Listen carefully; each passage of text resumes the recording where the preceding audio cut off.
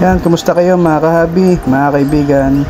Bali ngayong araw papakita ko sa inyo yung ating binibreed ng mga guppies dito sa ating munting isdaan. Halika po, samahan niyo po ako.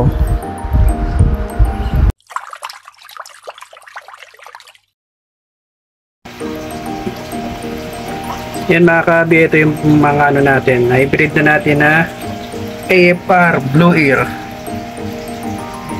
Medyo maliit pa sila. Albino full red blue ear po yan.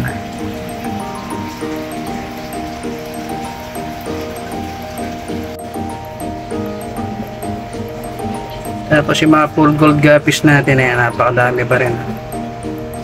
Na pinakamaraming strain tayo rito. Full gold guppies. Dito Yellow Tiger Mosaic meron dito mga kaibigan. Kailangan di makita dahil tatago.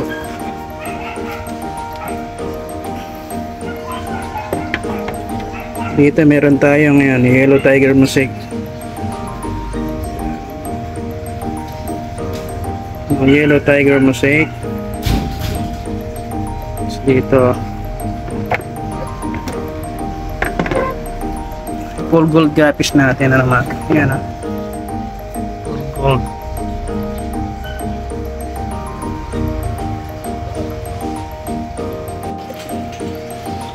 May mga pray dito ng Dumbo Ear Mosaic o DM. Weeks pa lang naman sila.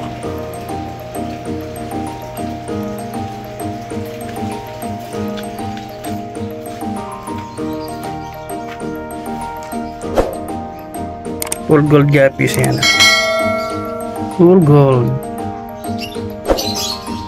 Ang ganda oh.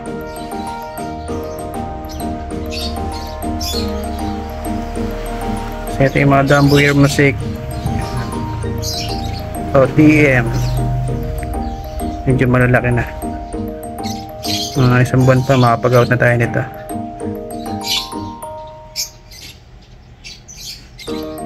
Tapos dito mga medusa roundtail natin. Magpakita ng mga medusa.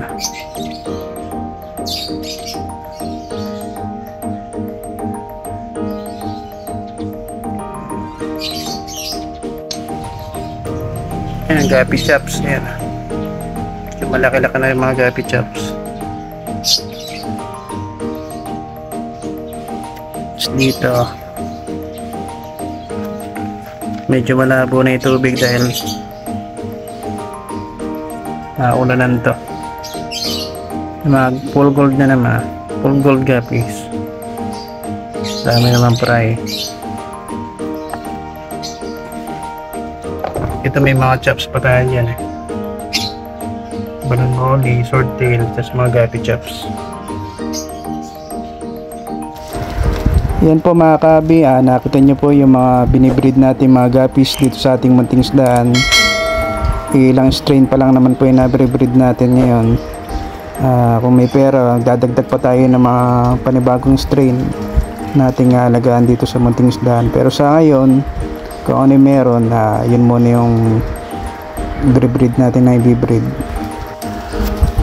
Sa presyo naman po ng isda natin, may mga siyempre may mura tayong guppies, saka medyo may mahal. Depende din po sa kasi sa strain, saka sa quality nila. Hila mga kabi, marami pong salamat. Hanggang sa susunod. Ingat po kayo. Bye bye. God bless.